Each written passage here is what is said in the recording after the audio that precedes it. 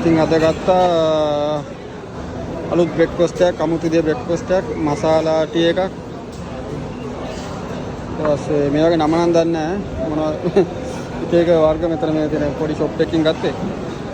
Shop එකෙන් ගත්තේ මෙන්න මේ ෂොප් එක. මට හිතෙන්නේ මැලේ කෑම. පොඩ්ඩක් කාලා බලමු කොහොමද රහ කියලා. ඉස්සෙල්ලාම කාලා බලමු මෙන්න මේක මේ.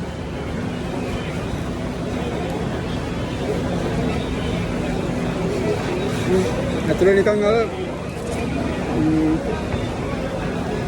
අපේ චීනි සම්බල් පන්ති නන්නේ වගේ. මෙන්න මේක කාලා බලමු. පොඩා ලුණු මිරිසු දාගත්තා.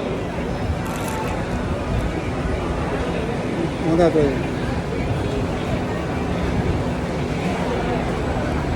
අවුල නැහැ ලොකු වරක්. මම ස්පෙෂලායිස්ඩ් ෆ්ලේවර් එකක් ගන්න හරියට කියන්නේ. අවුල නැහැ.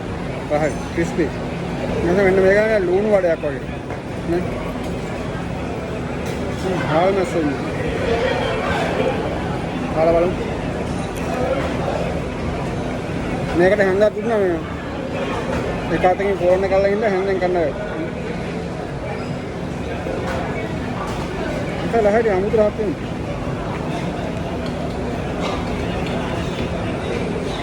මේකට තමයි දුන්නේ මේ උණු මිරිස චිලි පේස්ට් එක. මං ඉල්ලුවේ කාඩමම් ටී එක. කාඩමම් ටී ඉවරයි කිව්වා. දැන් මසාලා ටී එකත් ඒකට හැපෙන්න අන්නර කලින් ගත්තා තියෙන්නේ. ඒක බීම ඒක තේ යනම ඔක්කොම බීම වගේ තියෙනවා.